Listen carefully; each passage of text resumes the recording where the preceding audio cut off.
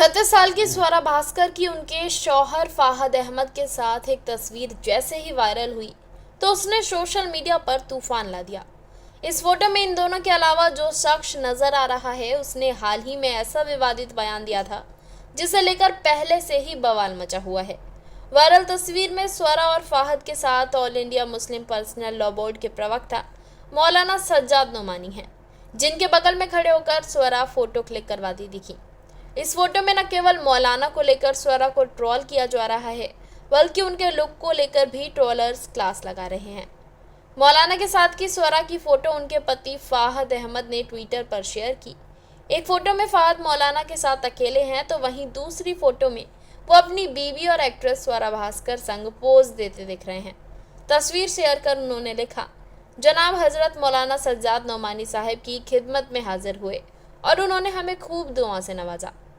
दरअसल फाहद अहमद महाराष्ट्र विधानसभा चुनाव में इस बार एनसीपी से अणुशक्ति नगर सीट से चुनाव लड़ रहे हैं। ये उनका पहला विधानसभा चुनाव है।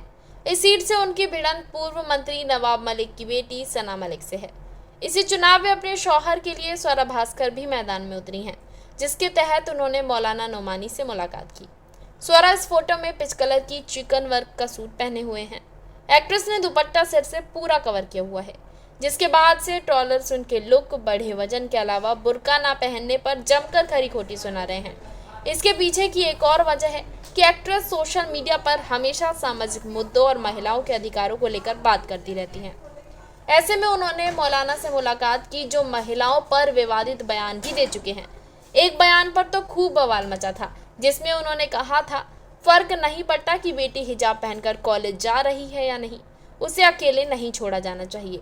अगर आपको अपनी लड़कियों को कॉलेज भेजना ही है तो कॉलेज प्रिंसिपल से मिलें और उनसे पूछें कि क्या वो सभी क्लास में आई या क्लास छोड़कर कहीं और गई।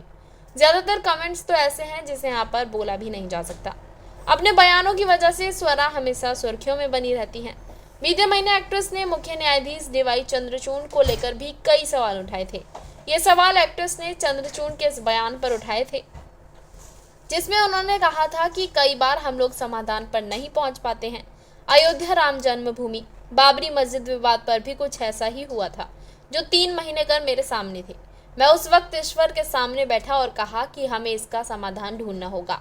मेरा विश्वास करें, अगर आपको भरोसा है तो ईश्वर हमेशा कोई रास्ता निकाल देंगे। इसी बयान पर कमेंट करते हुए स्वरा ने इंस्टा स्टोरी पर लिखा था, देश के सर्वोच्च न्यायाधीश द्वारा अपने खराब फैसले के लिए भगवान को दोषी ठहराना एक सहज कदम था। बहरहाल इस खबर पर आपकी क्या राय है, हमें कमेंट में बताएं और देश दुनिया से जुड़ी तमाम खबरों के लिए देखते रहें सौगंध टीवी। आप देख रहे हैं सौगंध टीवी, सौगंध वतन की।